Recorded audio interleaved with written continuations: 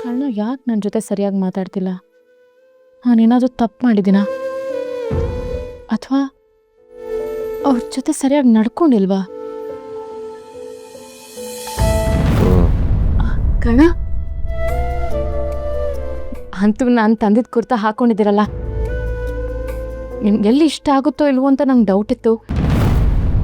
But ಸೂಪರಾಗಿ suit ಆಗ್ತದೆ ನಿಮಗೆ. Thank you. Excuse me.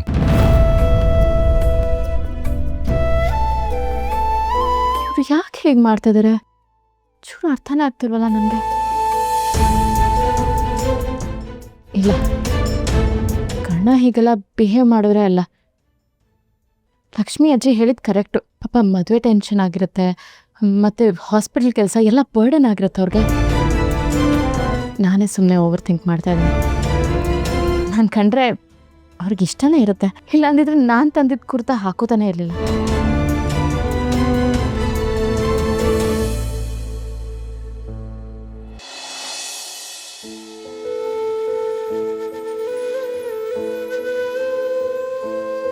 Karna, ಏನೋ ಇದು ನಿನ್ನ ಕತೆ? ಯಾಕೇನಾಯ್ತು? ನಾನು ಆರಾಮಾಗಿದ್ದೀನಲ್ಲ, ನೀರು ಬಿಸಿ ಮಾಡ್ಕೋತಿದ್ದೆ. Any problem? ಈ ಪ್ರಶ್ನೆನ ನಾನು ನಿನ್ನನ್ನು ಕೇಳಬೇಕು. ಹೇಗೋ ಇಷ್ಟು ಆರಾಮಾಗಿ ಓಡಾಡ್ಕೊಂಡಿದ್ಯಾ? ಊರಿಗೂರೇ ಹತ್ಕೊಂಡು ಉರಿಬೇಕಾದ್ರೆ ಯಾವನೋ ಪಿಟೀಲ್ ನುಡಿಸ್ತಿದ್ನಂತೆ. ನಿನ್ನನ್ನು ನೋಡ್ತಿದ್ರೆ ಆ ಮಾತು ಸುಳ್ಳಲ್ಲ ಅನಿಸ್ತಿದೆ. ನಿನ್ನ ತಲೆಯಲ್ಲಿ ಏನು ಯೋಚನೆ ಇದೆಯೋ? ಇಲ್ಲಿ ಆಗ್ತಿರೋದು ನಿಧಿ ಮದುವೆ. ಅದು ಹೇಗಿಷ್ಟು ನಗ್ನಗ್ತಾ ಇದೆಯಾ ನೀನು?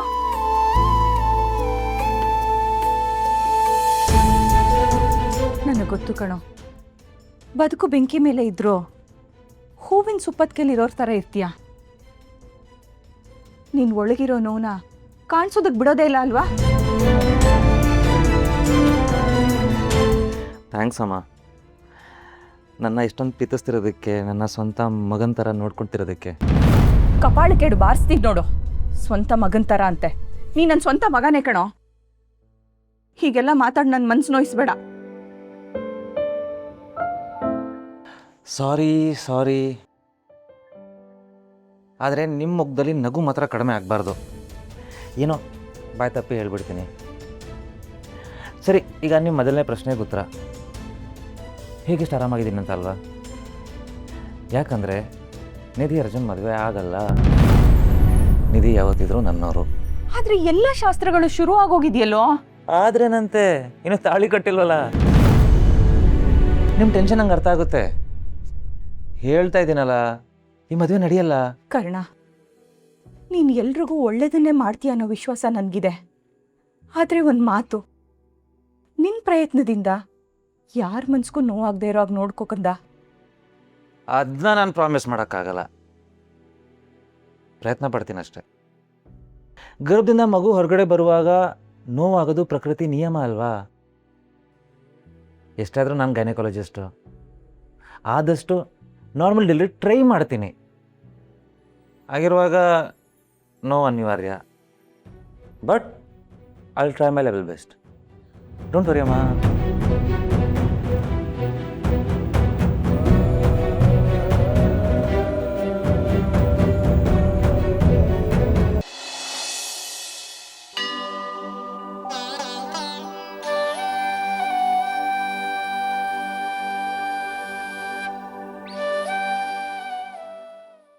ಕರ್ಣ, ನೀನು ಎಷ್ಟು ಅಂತ ಕೆಲಸ ಮಾಡ್ತೀಯ? ಸ್ವಲ್ಪ ರೆಸ್ಟ್ ಮಾಡು.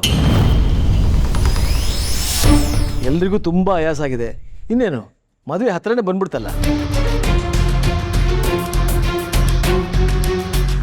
ಅವತ್ತು ನೀನು ಕಣ್ಣನ್ನು ಗುಳಿ ಬೀಳಿಸ್ಕೊಂಡು ಎಲ್ಲರ ಮುಂದೆ ಓಡಾಡ್ತಾ ಇದ್ರೆ ಅಷ್ಟು ಚೆನ್ನಾಗಿರಲ್ಲ. ಇವರಿವಾಗ ಸಿಟ್ಟಲ್ಲಿ ಏನು ಹೇಳದೆ ಇದ್ರೆ ಸಾಕು. ನೀವು ಹೇಳಿದ್ದು ಕರೆಕ್ಟಪ್ಪ. ಆದರೆ ಒಂದು ವಿಷಯ ಗೊತ್ತಾ?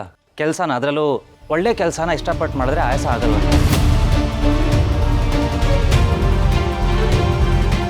ಎಲ್ಲ ಕಷ್ಟಪಟ್ಟು ಬೇರೆಯವ್ರಿಗೆ ತೊಂದರೆ ಆಗಲಿ ಅಂತ ಮಾತ್ರ ಮಾಡ್ತಾರಲ್ಲ, ಅಂಥವ್ರಿಗೆ ಆಯಾಸ, BP, ಸುಸ್ತು, ಕಷ್ಟ, ತೊಂದರೆ ಎಲ್ಲ ಆಗೋದು.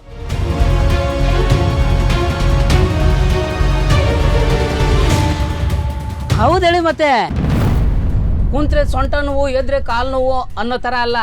ನಾವೆಲ್ಲ ಉತ್ಸಾಹಿ ತರುಣ್ರು. ನಾಲ್ಕು ಕೆಲಸ ಮಾಡಿದ್ರೆ ನಮ್ಗೇನು ಆಗೋದಿಲ್ಲ. ಅದ್ರಲ್ಲೂ ನಮ್ಮ ಕರುಣಾ ಸರ್ ಜೊತೆಗೆ ಸೇರ್ಬಿಟ್ರೆ ಸೌತ್ ಆಫ್ರಿಕಾಗ ಹೋಗಿ ಫುಟ್ಬಾಲ್ ಆಡೋಕ್ಕೂ ಎನರ್ಜಿ ಇರುತ್ತೆ ಅಂತೀನಿ.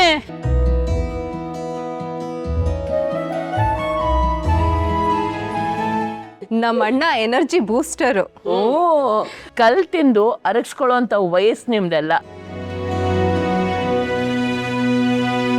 ನೀವು ಖುಷಿಯಾಗಿ ಕೆಲಸ ಮಾಡ್ತಿರೋದು ನೋಡಿದ್ರೆ ನಮಗೂ ಹುಮ್ಮಸ್ ಜಾಸ್ತಿ ಆಗುತ್ತೆ.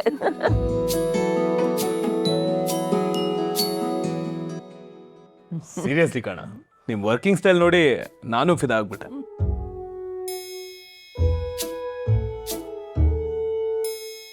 ನಿಮ್ಮನ್ನ ಯಾಕೆ ಎಲ್ಲರೂ ಇಷ್ಟಪಡ್ತಾರಂತ ಸಪ್ರೇಟ್ ಆಗಿ ಏನು ಹೇಳೋದು ಬೇಡ, ನೋಡಿದ್ರೆ ಗೊತ್ತಾಗುತ್ತೆ. ಕರ್ಣನ್ನ ಎಲ್ಲರೂ ಇಷ್ಟಪಡೋರೆ. ಹಾಗಂತ ಅವನು ಎಲ್ರ ಕೈಗೂ ಸಿಗೋದಿಲ್ಲ. ಒಂಥರ ಅವನು ಅಪರಂಜಿ ಇದ್ದ ಹಾಗೆ. ನಮ್ಮ ನಿತ್ಯ ತುಂಬ ಅದೃಷ್ಟ ಮಾಡ್ಯಾಳೆ ಅಲ್ವ ನಿಧಿ? ತುಂಬ ಲೇಟ್ ಆಗಿದೆ ಅಂದರೆ ಎಲ್ಲ ಮಳ್ಕೊಳ್ಳೋದು ಒಳ್ಳೇದಲ್ವಾ? ಎಷ್ಟೊಂದು ಕೆಲಸ ಇದೆ. ಅರ್ಶಿನ ಶಾಸ್ತ್ರ ರೆಡಿ ಮಾಡ್ಕೋಬೇಕು, ಮದುವೆ ಮಂಟಪ ರೆಡಿ ಮಾಡಿಸ್ಬೇಕು, ಹೂವಿನ ಅಲಂಕಾರ ಪ್ಲ್ಯಾನ್ ಮಾಡಬೇಕು. ಒಂದು ಶಾಸ್ತ್ರದಲ್ಲೂ ಚಿಕ್ಕ ಎಲಿಮೆಂಟ್ ಕೂಡ ಮಿಸ್ ಆಗಬಾರ್ದು.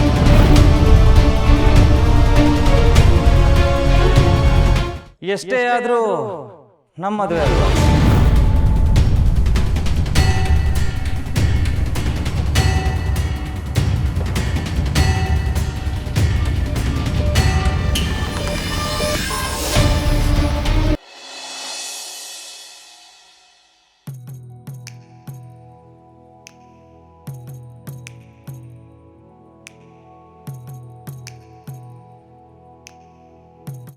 ನಮಸ್ಕಾರ ನಮಸ್ಕಾರ ನಮಸ್ಕಾರ, ಎಲ್ಲರಿಗೂ ಶುಭ ಸಂಜೆ.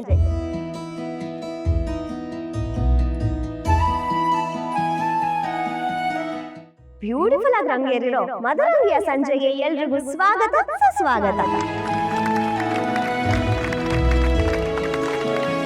ಒಂದ್ ಕಡೆ ಮದುವೆ ಸಂಭ್ರಮ, ಇನ್ನೊಂದ್ ಕಡೆ ಮೆಹಂದಿ ಬಣ್ಣ. ಮದರಂಗಿ ಬಣ್ಣ ಎಷ್ಟು ಗಾಢವಾಗಿರತ್ತೋ ಆ ಜೋಡಿ ನಡುವಿನ ಪ್ರೀತಿನೂ ಅಷ್ಟೇ ಗಟ್ಟಿಯಾಗಿರತ್ತೆ ಅಂತ ದೊಡ್ಡವ್ರು ಹೇಳ್ತಾರೆ.